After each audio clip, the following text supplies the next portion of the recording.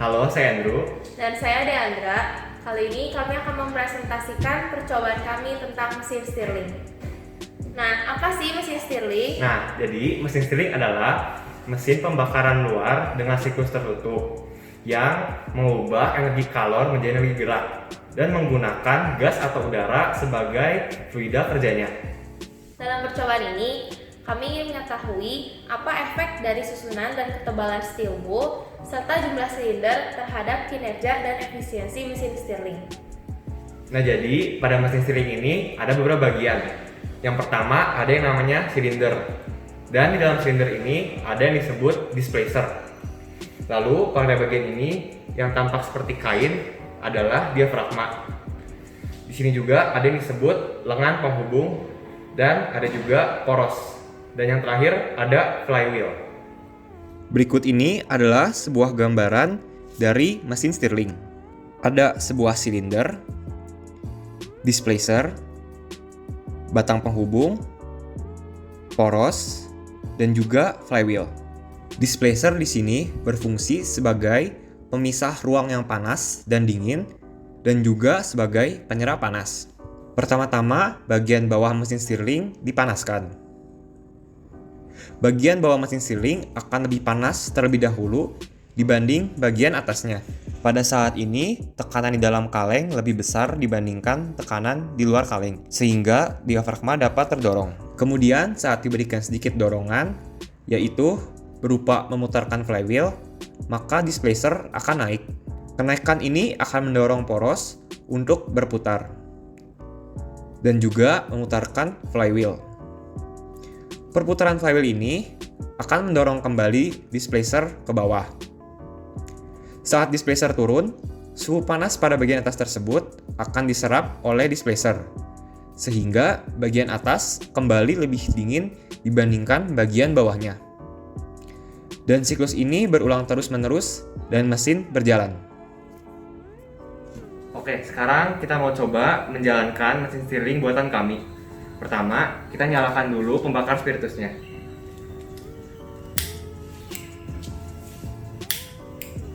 Setelah itu, kita tunggu bentar sampai bagian bawahnya panas. Setelah bagian bawahnya sudah cukup panas, bisa dijalankan dengan memutarkan flywheel-nya.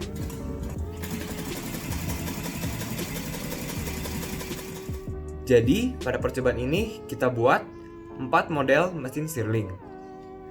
Model yang pertama adalah model mesin Stirling dengan satu silinder yang flywheel-nya kami buat menggunakan CD bekas.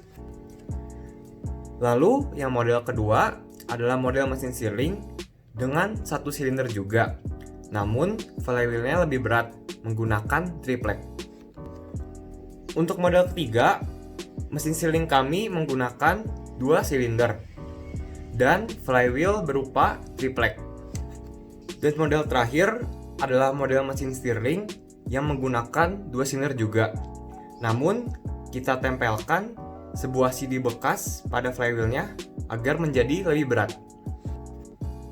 Dari semua model yang kami buat, semuanya berjalan dengan baik kecuali model 1. Model 1 dapat berjalan, namun perputarannya tidak kuat untuk mengangkat beban, sehingga tidak bisa kami pakai untuk mengambil data. Untuk mengetahui besar daya input, kita dapatkan dengan cara menghitung besarnya daya dari pembakar spiritus. Kami dapatkan dengan cara menghitung perubahan suhu air yang dipanaskan dari pembakar spiritus tersebut. Pertama-tama, kita masukkan air dengan jumlah yang sudah ditentukan ke sebuah kaleng. Kemudian dipanaskan. Pada saat dipanaskan, kita ukur perubahan suhu menggunakan termometer dalam waktu yang ditentukan. Setelah itu, kita bisa menghitung daya input dengan cara menghitung energi kalornya yang kemudian dibagi dengan waktu lamanya pemanasan.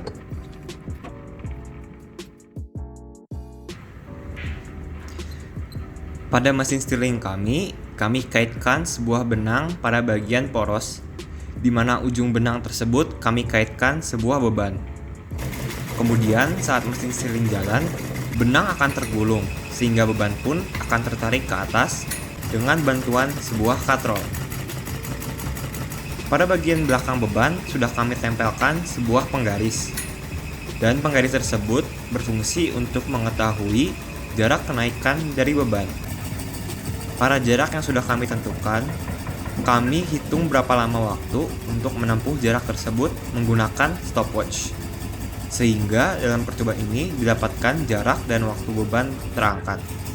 Setelah itu, bisa kita hitung daya output dengan menghitung usaha menaiki beban, lalu dibagi dengan waktu. Berikut ini adalah dokumentasi dari pengambilan data kami.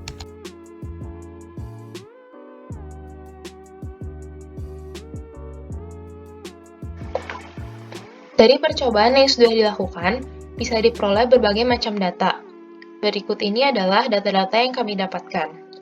Data untuk mesin Stirling model 2, model 3, dan model 4. Nah, supaya terlihat lebih jelas, data-data tersebut dibuat menjadi beberapa grafik.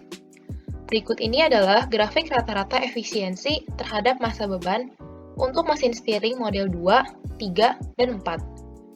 Dari grafik tersebut, bisa didapatkan bahwa beban maksimal yang bisa diangkat oleh mesin Stirling model 2 yaitu sebesar 400 gram. Dengan efisiensi terbesarnya yaitu 0,291%. Pada model 3, beban maksimal yang bisa diangkat adalah sebesar 250 gram. Dengan efisiensi terbesarnya yaitu 0,087%. Sedangkan untuk model 4, beban maksimal yang bisa diangkat adalah sebesar 550 gram dengan efisiensi terbesarnya 0,131%. Selain itu, dibuat juga grafik rata-rata daya terhadap massa beban untuk mesin Stirling model 2, 3, dan 4.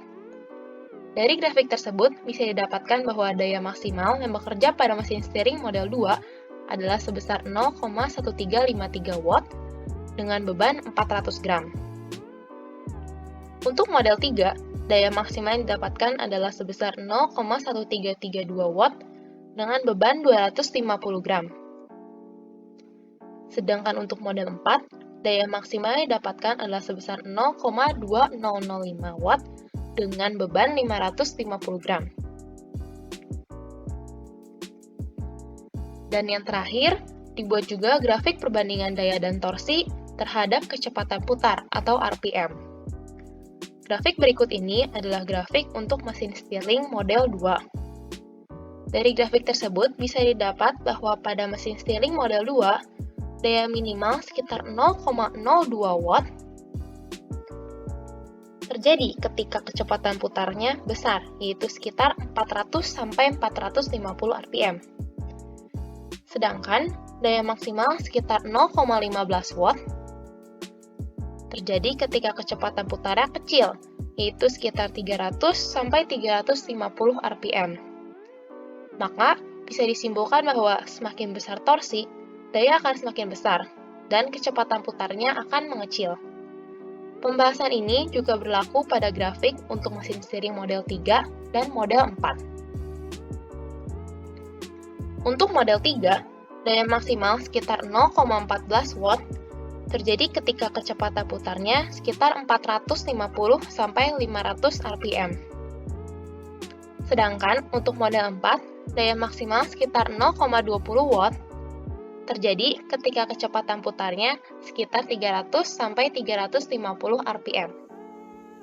Dari percobaan yang sudah dilakukan, dapat disimpulkan bahwa susunan dan massa steel wool sangat mempengaruhi kinerja mesin Stirling. Susunan steel wool harus rapat di bagian tengahnya dan massa yang digunakan sekitar 18 gram untuk ukuran kaleng sarden. Selain itu, flywheel yang digunakan juga harus sesuai, tidak boleh terlalu ringan, karena akan menyebabkan tidak adanya dorongan yang dapat memutar poros kembali ke posisi semula. Dan didapatkan juga efisiensi terbesar diperoleh dari mesin Stirling model 2 yang menggunakan satu silinder, yaitu sebesar 0,291% dengan daya yang diperoleh yaitu 0,1483 watt dan pada kecepatan putar 328 rpm. Sedangkan daya maksimal diperoleh dari mesin Stirling mode 4 yang menggunakan 2 silinder, yaitu sebesar 0,2005 watt dengan beban maksimal yang bisa diangkat yaitu 550 gram. Jadi sekian video dari kami. Semoga bermanfaat. Terima kasih.